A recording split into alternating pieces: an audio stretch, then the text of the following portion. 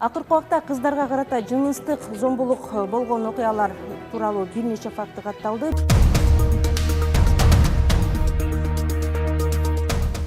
Баш мээси чайкалган, көк ала, ошондой эле сексуалдык зомбулук. Ал жазаны бергенден эле коркуп калбайбы? Сот азыркы шектүүлөрдү күнөөлүү деп тапса, канча жылга чейин жаза берилиши мүмкүн? Бала кезинен алган өзүнүн травмасы бар да. Аялдар өздөрү күнөөлүү болушу мүмкүнбү? Кылмышкерлердин пайда болушу Тарбиядан. мына тарбиядан болот. Кыздар эсин жоготуп коюшу мүмкүнчүлүгү бар да.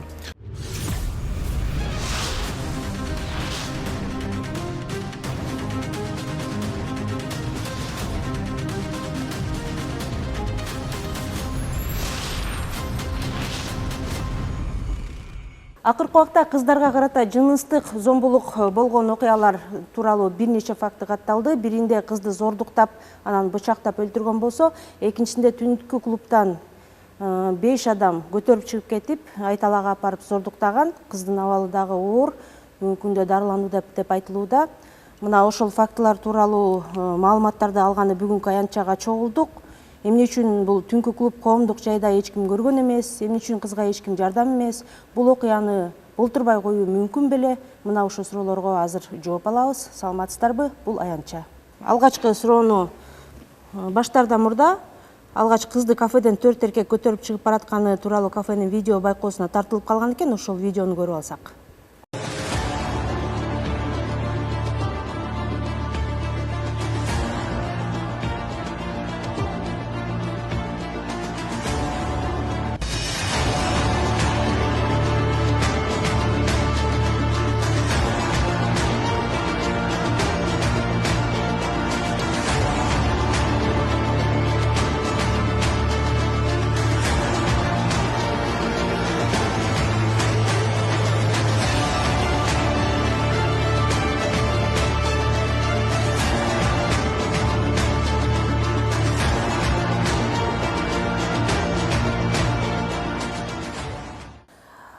Бул иш боюнча Бишкек шаарынын Свердлов райондук ички иштер башкармалыгы тергөө иштерин алып барууда.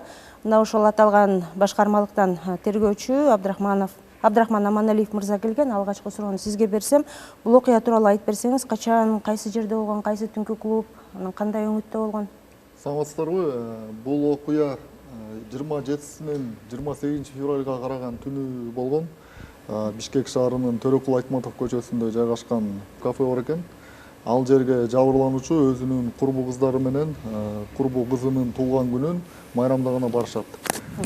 Майрамдап жаткан учурда жабырлануучу менен жана курбу кыздары менен ошол жерде эле эс алып аткан башка кардарлар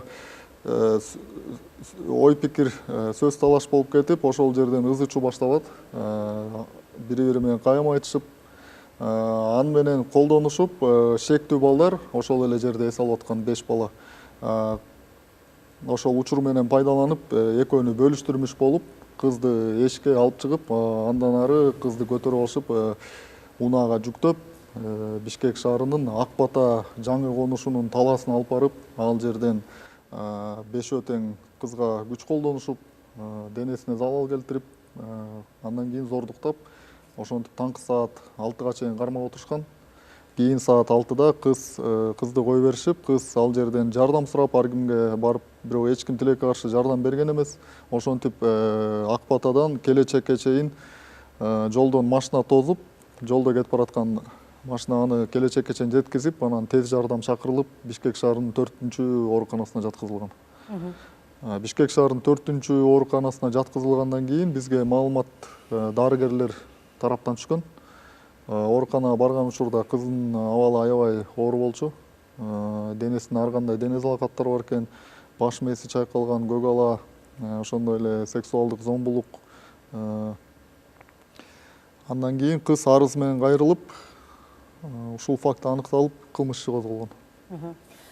Кыз ушул, демек, буга чейин интернетте маалымат тарап атканда бул окуя боюнчачы, бул кыз жигити жана жигитинин достору менен барып отурган, андан кийин жигити өзү ушинтип уурдап чыгып анан досторуна салып берген дегендейчи, бул маалымат төгүн экен да. Жок, бул маалымат негизи туура эмес. Бул кыз эч кандай ал баланы тааныган эмес, жана анын досторун тааныган эмес. болгону ошо балдар бул кыздын жана кыз үчүн менен пайдаланышып калп эле бөлүштүрмүш болуп эле алып кетип калышкан да экөө бири бирин эч кандай тааныган эмес да мурда. Сиздерге биринчи маалымат демек ооруканадан түшүптүр. Андан кийин кыз ошол күнү эле дароо арыз менен кайрылдыбы же бир нече күндөн кийинби?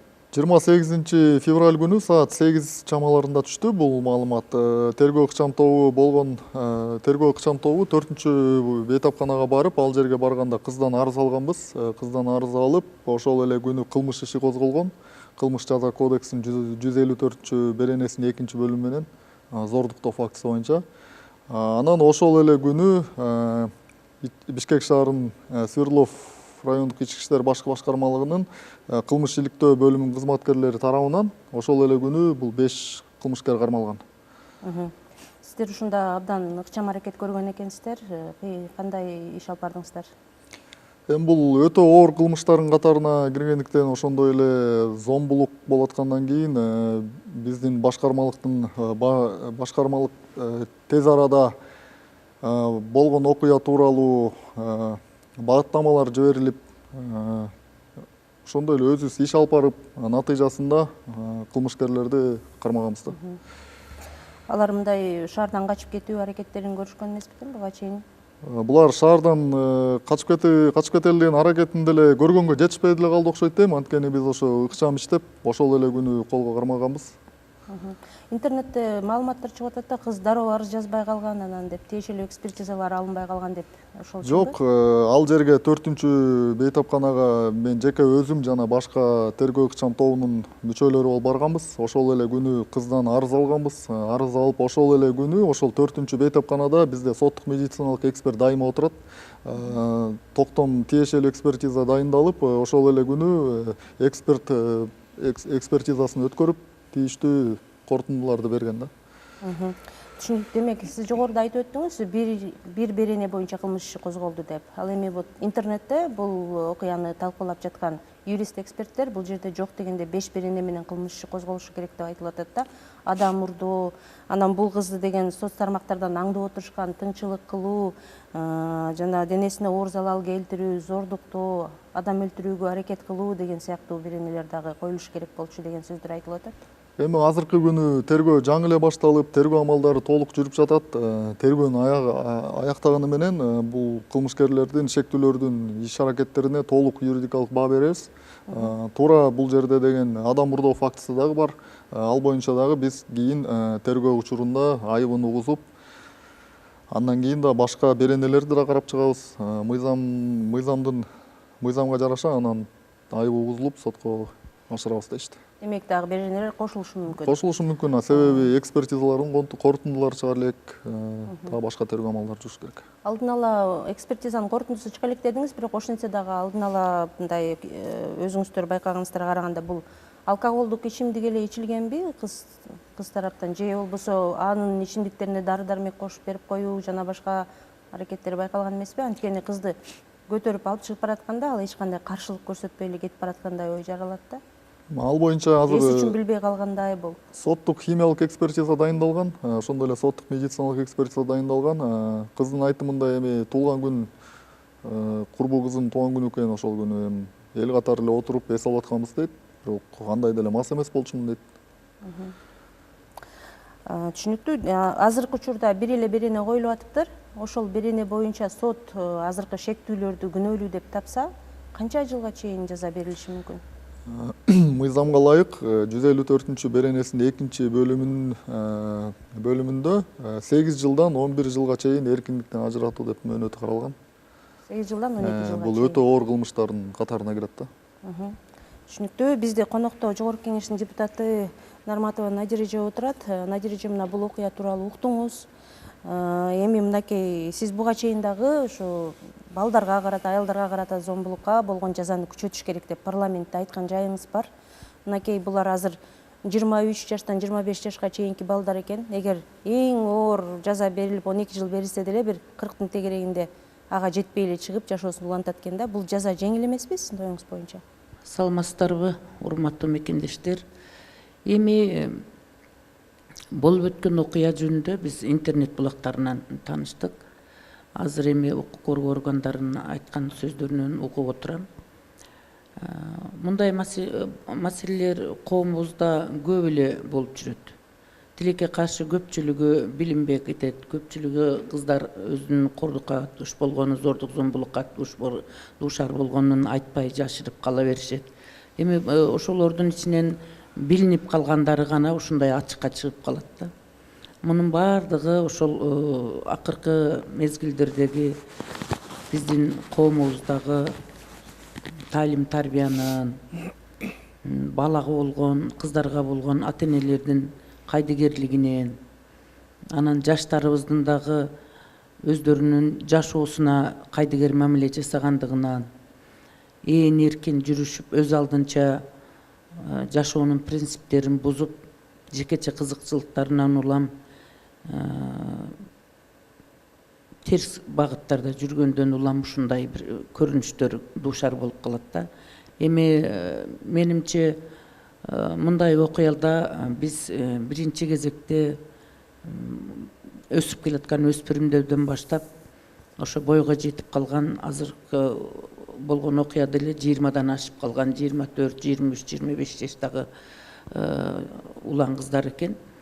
Себеби балакатка жетип, ал өзүнүн жүрүм турум эрежесини жеке өзү жооп бере турган, жоопкерчиликке жетип калган курактагы жаштар болуп атат да. Ошондуктан эми биз окуя болуп калгандан кийин өкүнүп ушундай болуп калды деп анан териштиргенибиздин өзү деле туура келбейт да. Анан окуя болгондон кийин муну териштире турган, чын төгүнүнө жете турган, ошол болгон окуянын фактыларга таянып, кылмышкер менен жабырлануучулардын баардыгына укуктук баа бере турган бул укук коргоо органдары. Анан биз эми аны талкуулап отурганда туура деле келбейт. Тескерисинче ошол тергөө амалдары жүрүп аткан мезгилде биз аны суроо берип тактап сураганыбыздын өзү деле мыйзамга туура келбейт да. Себеби тергөө жүрүп атканда ар кандай өздөрүнүн купуялуулуктары сакталышы керек. Менимче тергөөчүлөр деле бул боюнча ачык маалыматты коомчулукка айта албайт.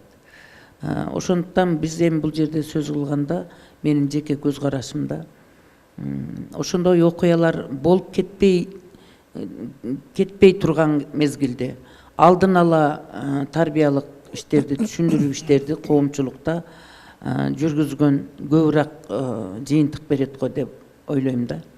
Ошондуктан мен эми элдин өкүлү катары элдин арасында көп жүрөм, өзгөчө карапайым элдин арасында түрдүү мындан жаман окуялар болот.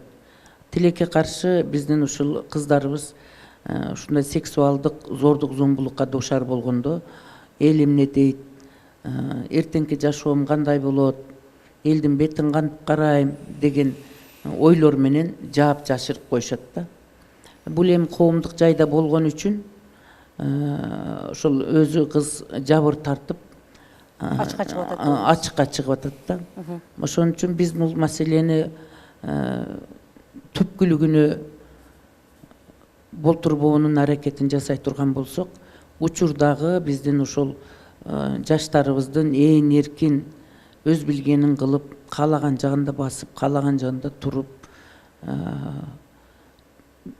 сөз эркиндиги деп, адам укугу деген бир туура эмес сөздөрдүн артынан баардыгыбыз ушундай бир бейбаштыкты үйрөнүп калдык да.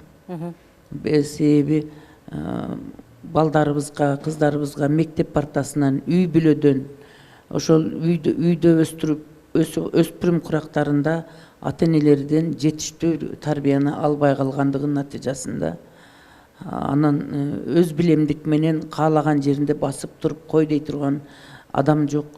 Ушулардын натыйжасында анан ушундай бир жашоонун принциптери бузулуп, анан балдарыбыздагы өз алдынча чоңойгон үчүн бири-бирине болгон, адамдарга болгон кайрымдуулук, боорукердик, жоопкерчилик, бир сый урмат деген, кыз балдарга сый мамиле жасоо, аяр мамиле жасоо, кыз балдарды бир эркек балдар сыйлаш керек, урматташ керек, алардын кадыры менен, сыйы менен эсептеш керек деген көз караштарды биз үйүнөн кеңирээк берилбегендиги үчүн бул тарбиянын башынан баштап туура албагандыгынын натыйжасында балдар ошо өспүрүм курактан жоопкерчилиги жок, ошондой бир жекече кызыкчылыктардан улам агрессивдүү түрдө бирөөлөргө өздөрүнүн мүмкүнчүлүгү төмөнүрөөк болгон адамдарга,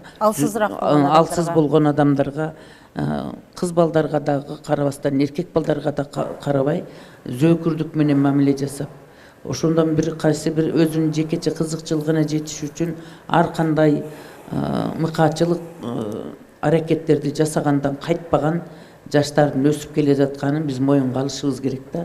Мунун баардыгы биздин ошол акыркы 30 жылдагы системалуу түрдө ошол ата-энелер менен мектеп партасындагы балдардын тарбиясына эки тараптуу биригип, бир куштун эки канаты катары мектеп менен ата-энелердин ортосундагы балдарды тарбиялоо, тарбия берүү, билим берүү багытында биргелешип тарбиянын жүрбөгөндүгүнүн натыйжасында ата-энелер болсо балдарды мектепке таштап коюп же бала бакчага таштап коюп, өздөрү көр тириликтин айынан ошол акча табам деп иштеп талаалап жүрүп, өздөрү чарчап келип үйгө келгенде балдардын бир эптеп курсагын тойгозуп, анан үстүнө кийимин кийгизип болгону деле тарбия бердик деген түшүнүктө калып калгандыгынын натыйжасында ушу балдарыбыздын жашоого болгон жоопкерсиздиги, кайдыгерчилиги, анан адамдарга болгон жек көрүү сезимдери натыйжасынан го деп мен билем да. Ушундай түшүнөм. Демек, маселе тереңден. Маселе өтө тереңден. Мындай кылмышкерлердин пайда болушу, мына тарбиядан болот. Себеби ата-энелерибиз балдарга мурун Кудай жоопкерчилик менен тарбия берүүнү, жоопкерчиликти өздөрүнөн алып салды да. Мектеп тарбия бериш керек, же бала бакчадан тарбия алыш керек. Ошолорго мен берип атам, акча төлөп атам дешип, балдарды мектепке мүмкүн болушунча кечке жүрө турган мектептерге бергенге аракет кылышат. Балдар бакчасына дагы кечке бергенге аракет кылат. Керек болсо 6-чы күндөрү дагы бала бакчалардан балдарды албайт. Балдар ата-эненин мээримине тойбой, балдар ата-эненин мээримине зар болуп, анан кийин өзүнүн билгендей ошол коомдун арасындагы көз караштар менен чоңоюп калып атат. А мектепте таштаганыбызда, мектепте болсо балдарыбыз мугалимдер эптеп сабагын өтөт дагы, ага тарбия берүүгө жетишпейт дагы да. Анан кийин көпчүлүгү жанагындай кечке мектепте жүргөндө сабак окуйт, андан кийин дагы ошол ага тарбия берген адам жок, дагы үй тапшырмаларын мектепте аткармыш болуп, анан бир спорт менен шугулданып башка кылып, балдарыбыз өзү менен өзү чоңоюп атышат да. Анан кийин сотка менен чоңоюп атат балдардын бардыгы. Мына телефондон, интернет булактарына бүт бардыгы ээн эркин, туулган баладан баштап 90-га чыкканга чейин азыр телефонду чукулап отурат. Ошол жердеги жакшы нерсени көрбөйт, негативтерди көрүп, ошолордон таасир алып атат да. Ошон үчүн жанагы кыздыга зордук зомбулук көрсөтүп, анан бирөө эмес 5өө бир чукурга түшүп, ошол кызга зомбулук көрсөткөндүн өзү дагы бул ошо тарбиянын жоктугу, акылсыздыгы, арак ичип алган болгон чакта дагы, же бир наркотикти чегип алган чакта дагы мынчалык акмакчылыкка барбаш керек да. Ушунун бардыгы адамдардын бири-бирине болгон жек көрүүсү, өч алуусу, өзүнүн алсыз адамдарга өзүнүн каалаган нерсесин көрсөтүп, рахат алган, багытка түшүп алган жаштардын көпчүлүгү ошондой да. Сөзүңүзгө аралжы тарбия жөнүндө сөйлөп калдыңыз. Бул ушул жарандардын кылмышка түрткөнү бул тарбиясыздыгы деп атат. Мынакей Абдрахман мырза, сиз айтсаңыз, мына буга чейин эми ал шектүү катары кармалган адамдардын өздүк маалыматтарын айта албайсыз, бирок ошентсе дагы психологиялык портретин тартып берсеңиз, каякта иштешет экен, эмне менен алектенишет экен, кантип жашоо турмушка акча табат экен, баңгизат колдонушканбы, же ар дайым ичкилик ичип жүргөнбү, же мурда кылмышка шектелип кармалышканбы, же соттолуп чыгышканбы, кандай балдар экен? Эми бул балдар мурда биз текшердик, соттолбоптур, ошондой эле кылмыш жоопкерчилигине тартылышпаптыр. Өздөрү негизи түштүк регионунан болушат экен. Бул жерге иштегени келишиптир. 5өө тең бири-бирин таанышат, бир жерде иштешет. Кайсы жерде иштешет? Эмне менен алектенишет? Жүк ташып иштешет экен, грузчик болуп. Жүк ташуучулар болуп иштешет экен. келгендерине бир 1-2 ай эле болуптур. Анан ошол күнү булар чогуу эс алып жүрүшүп, ушундай окуяга туш болушту. Чоң рахмат. Мен Надир ушул эже, жерден сөз дагы бир кошкум келет суроо берсем деп турам. Мынакей интернетте ушундай окшогон окуяларды талкуулап жатканда, буга чейин деле көп маалыматтар чыккан да, мисалы автобуста кетип баратып бир жаран кичинекей эле кызды жан башынан кармап турганы, жана башка негизи эле ушундай ыдык көрсөтүү аракеттери көп болот да, ал жөнүндө маалыматтар көп чыгып жүрөт. Ошол учурда коомчулук эки тарап болуп бөлүнүп калат. Кыздар өздөрү күнөөлүү, мындай коомдук жайларга барып ичимдик ичип алышат, же болбосо адаттан тыш кийинип алышса эле, же болбосо күлүп жайнап коюшса эле, анан аларга ыдык көрсөтө берсе болот дегендей ойду кармангандар да бар тилекке каршы. Сиздин оюңуз кандай? Аялдар өздөрү күнөөлүү болушу мүмкүнбү? Ал аялдар өзү күнөөлүүдү эми мындай бир палакатка жетип 18-ден ашкандан кийинки адамдарды айтса болот, өзү мүмкүнчүлүк, өздөрү шарт түзүп берип атат деп. Анан эми бардык нерсе адамдын кулк мүнөзүнүн калыптанышына жараша болот да. Анан уяда көргөндөн жасайт адам. Үйүндө ата энеси таттыктуу тарбия берген болсо, жүрүм турум эрежелерин жакшынакай үйрөткөн болсо, кыз бала 40 үйдөн тыюу деген өзүбүздүн кыргыздын улуттук баалыктардагы нарк насилдеги айтылган сөздөрдө ошол кыз балага тартиптүү болуш керек, кыз бала өзүнү дайыма коргой билиш керек, сактай билиш керек деген мазмундагы өзүбүздүн нарк насилдеги улуттук баалыктарыбызды сиңирип чоңойткон болсо, анда ошондой жакшы кыздарыбыз да бар жашоодо. Анан эми бойго жетип калдым, мен 20дан аштым, өзүмдү өзүм билем, кандай жүрсөм мен өз каалоом болот деп, анан кыз балдардагы ошол кечиндеси эс алуучу жерлерге туулган күн өткөрөбүз дешип, өздөрүнчө эс алганы барышып, топтолушуп жүргөндүн өзү дагы ушундай окуяларга дуушар кылат да. Өзү жасабаса дагы жанында жүргөн курдаштары, бирге басып тургандардын таасири болуп калышы мүмкүн. Ошондуктан бул бардыгы айланып келип эле тарбиядан болот. Анан коомго уул болобу, кыз болобу калыптанып коомго кошулгандан кийин айлана чөйрөсүнүн дагы таасири көп таасир этет да мындачы. Себеби мындай да жакшылардан жамандар көбүрөөк болуп атат да жаштардын арасындачы. Жакшы көз карашта жүргөн, жашоонун принциптерин бузбай, өзүнүн келечеги үчүн түз багытта жүргөндөргө караганда мындай негативдерди, тез көз караштарды, тез окуяларды тез кабыл алып туруп, анан ошолордун артынан ошол адамдарга болгон мындай жек көрүү сезиминин тез өнүгүп кеткен маселелер көп да. Себеби ошол жакшы адамдарга дагы ошондой терс көрүнүштөрдүн тез таасир этип аткандыгы бул өкүнүчтүү көрүнүш. Себеби бизде коомдо мыйзамдуу төрөлгөн балдарга караганда мыйзамсыз төрөлгөн балдардын таасири көп тийип атат да. Себеби жанагындай мыйзамсыз төрөлгөн балдар Кандайча? мындай болот. Мыйзамдуу төрөлгөн деген бул өзүнүн атасынын фамилиясына жазылып, ата тегимини билип төрөлгөн балдар. Анан мыйзамсыз төрөлгөн дегендер бул никесиз төрөлүп, апасынын фамилиясына жазылып, анан кийин өзүнүн жет атасын эмес, биздин улуттук баалыктарда өз накта кыргыздын каада салтында өзүбүздү жет атаңды билип жүргөн деген сөздүн артында өтө чоң жоопкерчилик турат да. Жет атасын билген бала ошол өзүнүн ата тегинин жүрүм турум эрежелерин кандай адамдар болуп өткөнүн эстеп туруп, ошол өткөн ата энесине, ата тегине карап түздөлөт. Анан кийин өз жет атасын билбей, өз атасын билбей туулган бала бул энесине болгон жек көрүү сезими үйдөн пайда болот да. Ал энеси атасын таап бербей атабы, жет атасын билбей туруп. Анан ал энесине болгон жек көрүүсүнү аял заттарынан кайтарып алгысы келет да. Себеби алында мындай бир аял заттарынын ички сезими, Жана сиз жогоруда өч алуу деген өч алуу деген нерсе ошодон келип чыгат да. Сиз буга чейин дагы азыр сөзүңүздүн башында айтып өттүңүз, эми балакатка жетелектеүү аялдар өзү күнөөлүү, кыз балдар өзү күнөөлүү болушу мүмкүн эмес деп. Анан балакатка жеткенден кийин өздөрү ошого күнөөлүү болуп калышы мүмкүн деп айттыңыз да. Ушул жерде тактап кетели да, туура эмес түшүнүп калбайбы? Балакатка жеткенге чейин ата эне жооптуу болот да. Эркек балага да, кыз балага дагы. Мисалы 18-ге чыкканга чейин мына укук коргоо органдарынын кызматкерлери отурат. Кыз бала дагы тартип бузса, эркек бала да тартип бузса, сөзсүз ата энеси кошо жоопкер болот. Азыр бизде ушундай бир ыңгайсыз, туура эмес неме түзүлүп калды.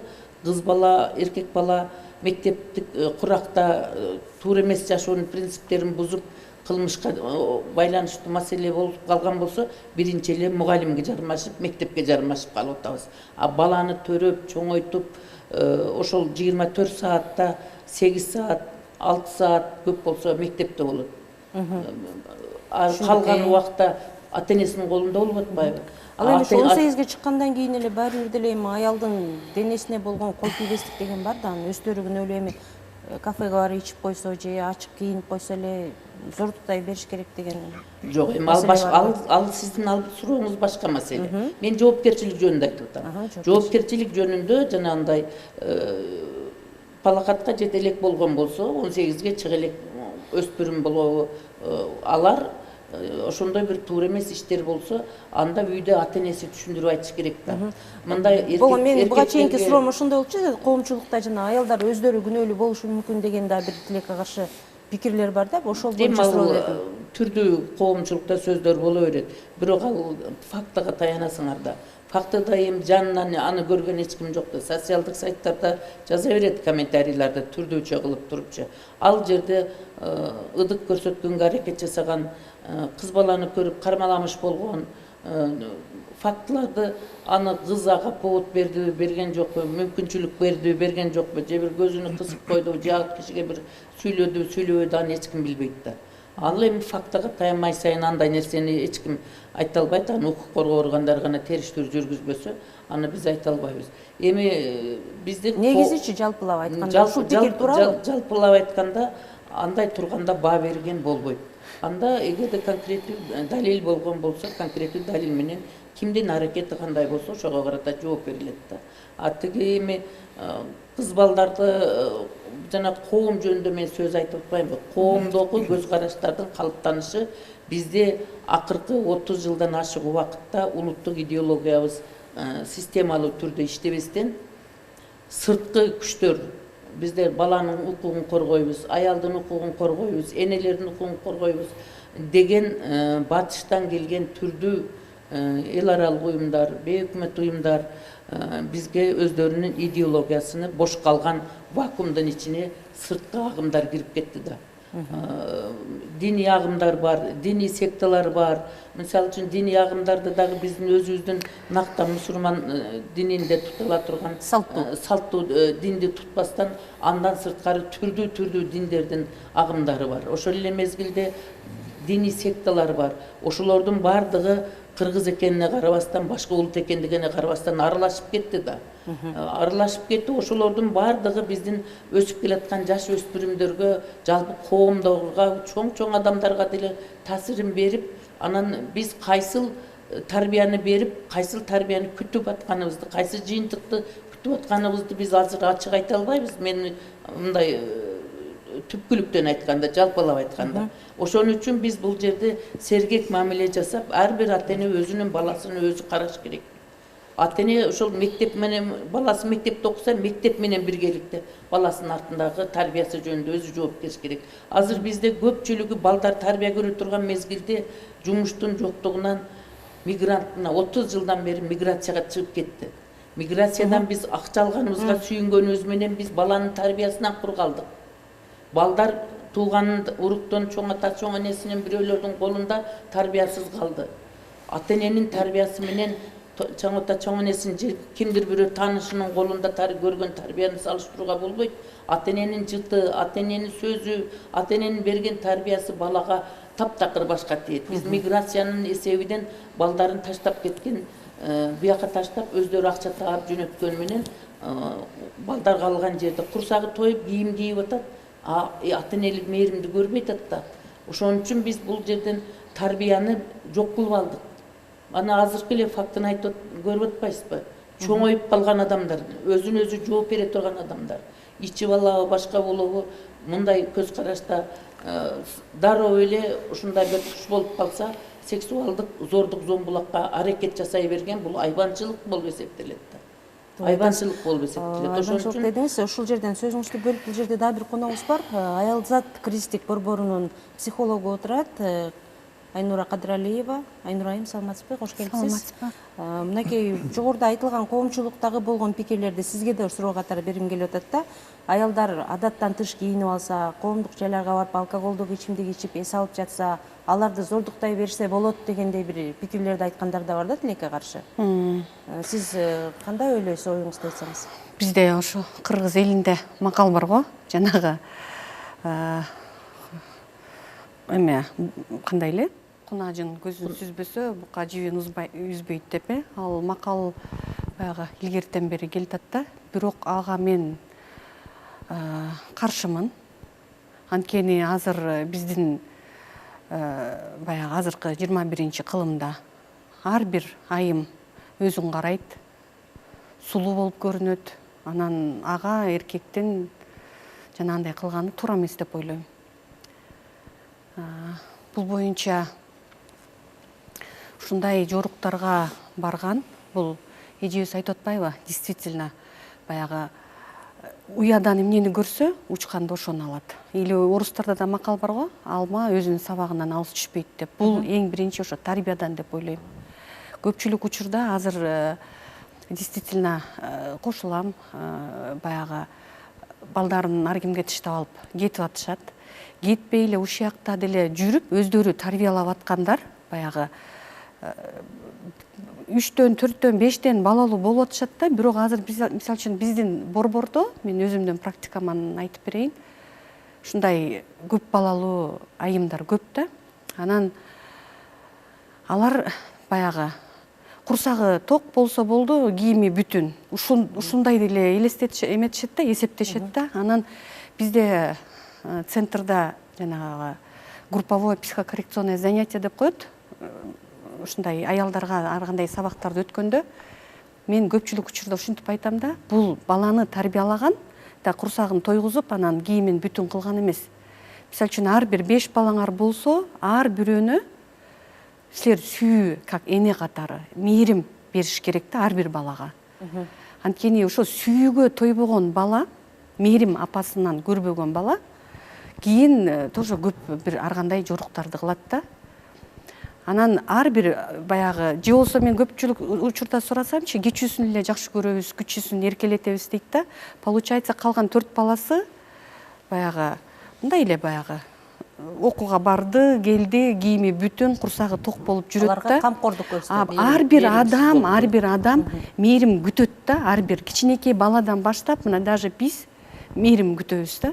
Бир жылуу сөз күтөбүз. Мында ушул 5 бала чогулуп алып, өтө бир мыкачылык менен залал келтирип ден соолугуна, анан зордук зомбулук көрсөткөн адамдардын психологиялык портретин айтсаңыз, булар кандай адамдар ушундай нерсеге барат? Бул чынын айтканда акылга сыйбай турган зордук деп ойлойм да. Ошолордун өзүнүн бир детская травма, бала кезинен алган өзүнүн травмасы бар да. Ошол баягы психологический термин менен негативизм деп коет. Убагында апалары, ата-энеси аны менен бир сүйлөшпөйт, эч кандай мээрим көрбөгөн эле адам кылат анычы. Анан ошол адам чоңойду, баягы бала чоңойду, кыз болобу, чоңоюп бир балакатка жеткенден кийин жанагындай ичинде таарыныч сезим болот. Анан мээримге тойбой бир ошону бир какой-то жана эже айтып кетти го, өч алуу. Или өзүнүн потребность деп коет, или бир нерсе канаттаныш керек. Мейли ошол жерде бир бала ошондой болсун, экинчи эркек ошондой болсун, анан 5өө тең ушундай кылганга эмне түрткү болушу? Жок, бул бир үй бүлөдөн болуп аткан жок да. Бул ар ким ар кайсы үй бүлөдөн. Жок деген ошол жерден бирөөсү койгула деп токтотуп калса болот беле дейм да. Адамдык мындай бир сезимдери бардыр эми аларда деле. Значит, канчалык мыкачы болуш керек эркек ушул баарын көрүп туруп, анан ал да ошону жасай бергенге? Значит, ошолордо ошондой травма болгон. Ошо эң баарында эле. Мисалы үчүн бизде илгери азыр деле Илгери биз го башка бир эме менен чоңойдук, азыркылар жанагы действительно жана телефон баардыгына мешать этип атат. Мурда, например, бир определенный эле журналдардан же анда санда бир фильмдерден эле көрүшсө, азыр любой момент кичинекей бала деле 5 жашар, 3 жашар бала деле сүйлөп заказ берип койсо, Google ачып бере берет да бүт нерсеничи. Анан ошол дагы чоң себепчи да ал нерсегечи. Маалыматтын кенендиги дагы маалыматтын кенендиги баардыгын кантип бүт үйрөнүп атышпайбы ошондончу. Чоң рахмат. Ушул жерден кайрадан Абдрахман сурооңузга. Жанагы 5 бала акыл эси жайында турган балдар бирөөсү эле кичине кызуураак экен, калганы соо экен деп атпайбы? Теги биринчи жолку окуя болушу мүмкүн да эмес да булчу. Булар ушу топтолуп алышып, каалаган мезгилде ошондой өздөрүнүн аракеттерин жасап жүргөн балдар болушу мүмкүн да. Сиз изилдеп көрүңүз эле, бул жөнөкөй окуя эмес да.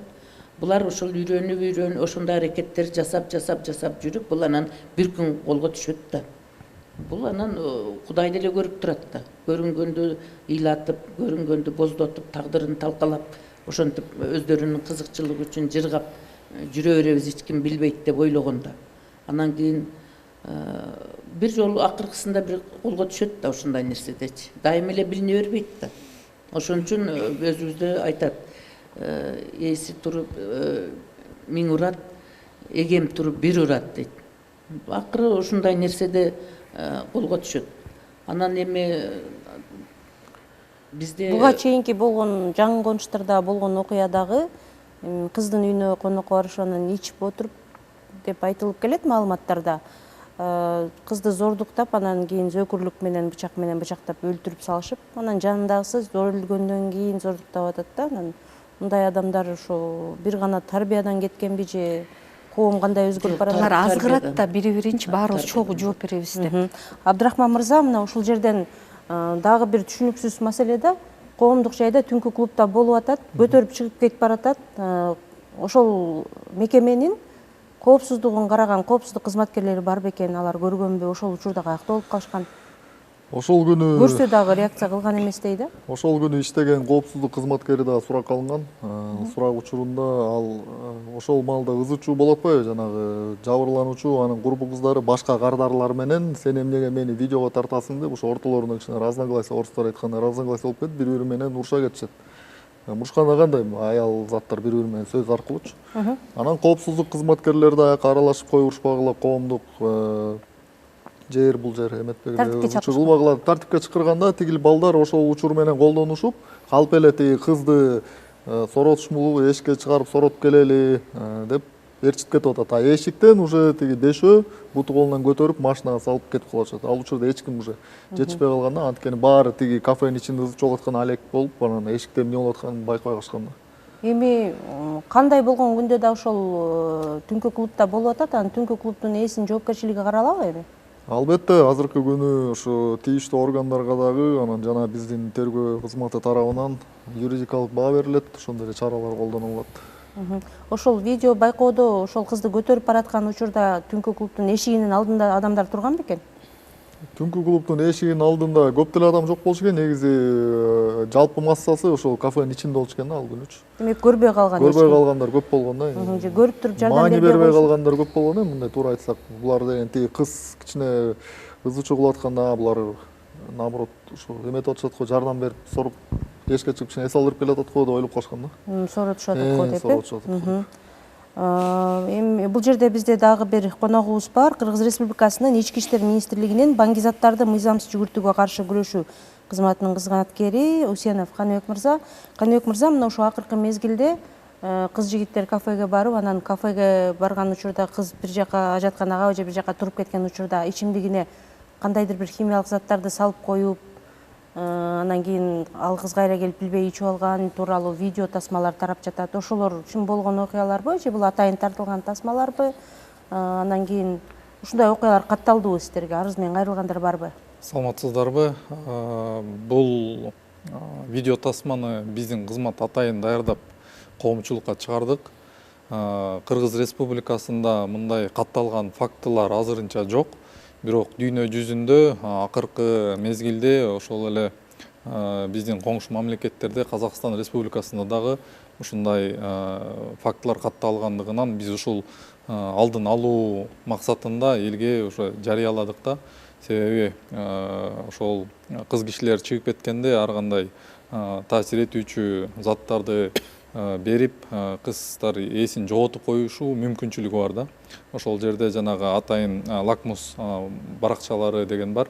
Ошолорду алып салганда бул эгер ичимдикке кандайдыр бир суусундукка аралашма кирген болсо, ал щелочно балансты өзгөрөт дагы, ошол баракча өзүнүн өңүн кызгылтка өзгөртөт. Демек, бул эгер өзгөрткөн болсо, бул суусундукка башка бир аралашма кошулду дегенди билдирет дагы. Ошол жерден баягы өзүн өзү алдын алуу, коопсуздукка чакыруу максатында биз ушул видеону таратканбыз. Ал баракчаларды каяктан алса болот? Баракчалар ачык эле баягы биздин аптекаларда сатылат. Баасы деле өтө кымбат эмес. Баягы өздөрүнө керектүү сумочкаларына салып жүрсө болот. Жана баягы бул жерде жаңы таанышканда бир жака чакырып калыш мүмкүн, кафеге. Чала тааныш адамдар ушундай мүмкүнчүлүктөн колдонуп кетиш мүмкүн. Кээ бир жерлерде квартираларга чакырып, чогуу барып аягында жүргөндөн кийин жакшы адамды таанып алгандан кийин өзүңдү өзүң бекем кооптуу жүрүүнүн айтат элек да ушундай. Бир чарасы деп айтат элек. Демек, ар бир дарыканада ар бир жаран барып сатып алса болот. Мына ошол видео тасмаңыздарга көңүл буруп койсок.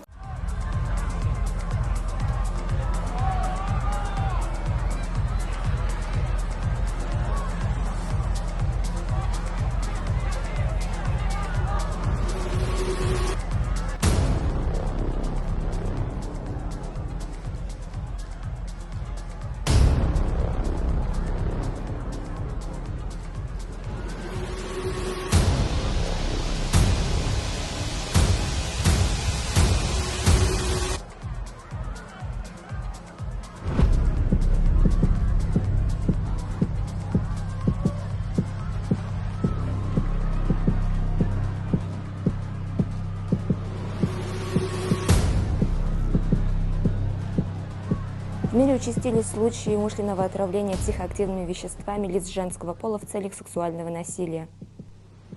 Если вы идете на встречу с незнакомыми или малознакомыми людьми, берите с собой лакмусовые палочки. Проверяйте свой напиток в момент его подачи, если вы от него отлучались или если напиток был вне поля вашего зрения.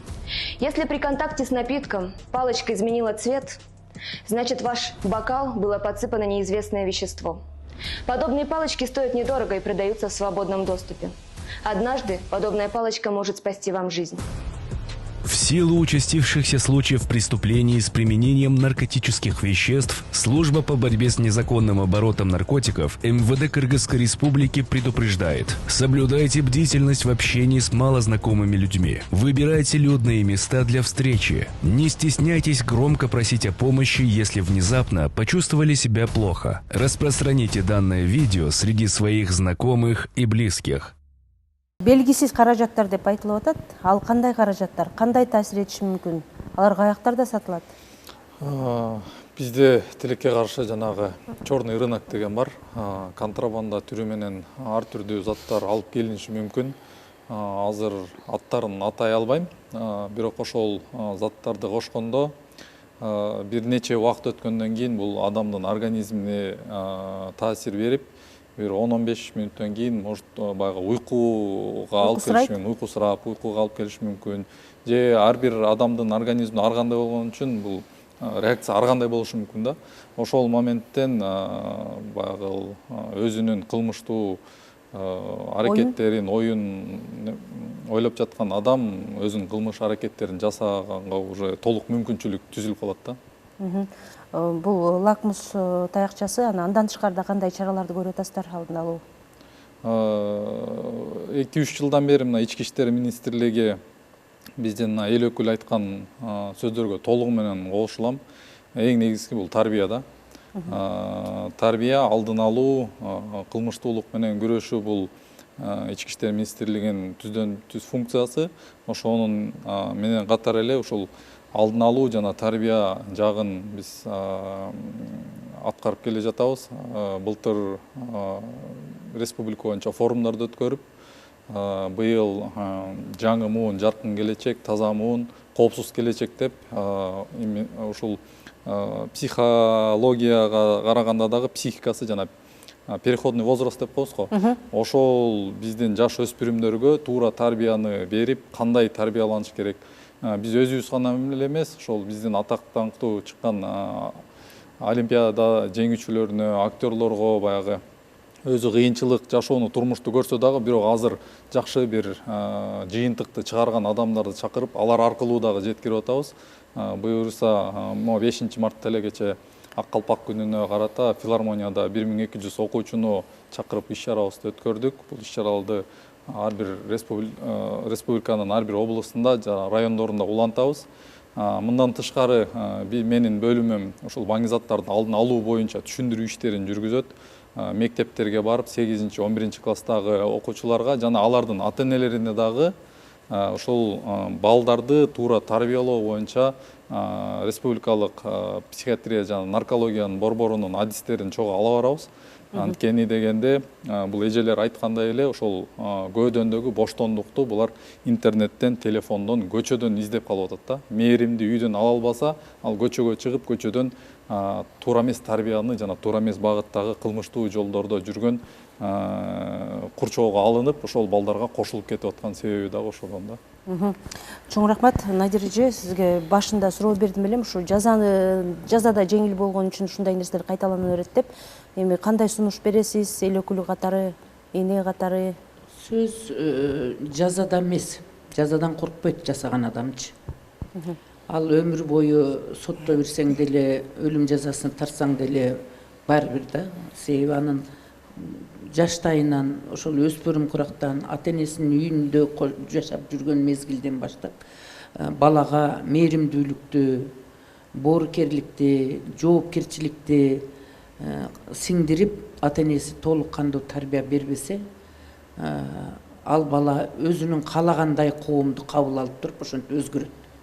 Анан ал кылмыш кылган адам кокустук болгон бир башка.